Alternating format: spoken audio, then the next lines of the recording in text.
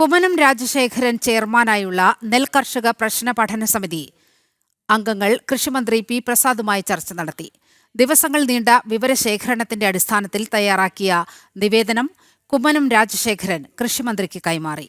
നാളെയും മറ്റന്നാളുമായി 5 കേന്ദ്രമന്ത്രിമാരുമായും സംഘം കൂടിക്കാഴ്ച നടത്തും.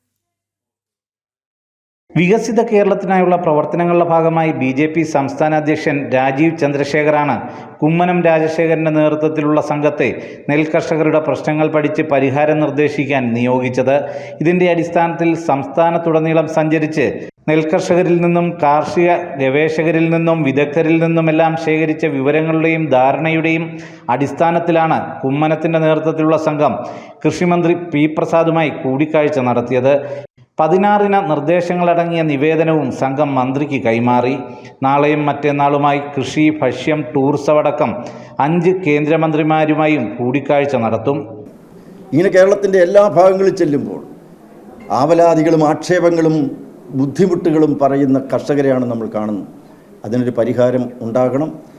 ഈ പരിഹാരം ഉണ്ടാകാൻ ആവശ്യമായിട്ടുള്ള നടപടികൾ സ്വീകരിക്കണമെന്ന് കേരള ഗവൺമെൻറ്റിനോട് മാത്രമല്ല ആവശ്യപ്പെടുന്നു, കേന്ദ്ര ഗവൺമെൻറ്റിനോട് ആവശ്യപ്പെടുകയാണ്.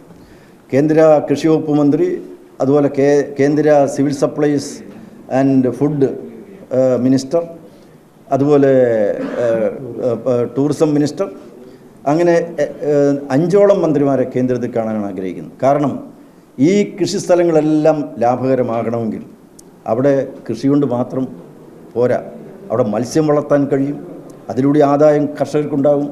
ടൂറിസം രംഗത്ത് വിപുലമായ പദ്ധതി ആവിഷ്കരിച്ച് അതിനെ പുനരുജ്ജീവിപ്പിച്ചാൽ അവിടെയും ലാഭകരമാകാം.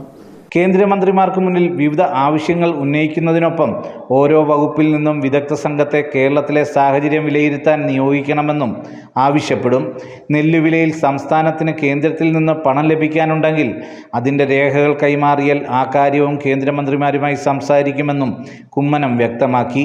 പാടശേഖരങ്ങളെ പ്രയോജനപ്പെടുത്തിയുള്ള സമഗ്ര വികസനവും പരിസ്ഥിതി സംരക്ഷണവും ലക്ഷ്യം വെക്കുന്ന നിർദ്ദേശങ്ങളാണ് പഠന സമിതി മന്ത്രിമാർക്ക് മുന്നിൽ സമർപ്പിക്കുന്നത്.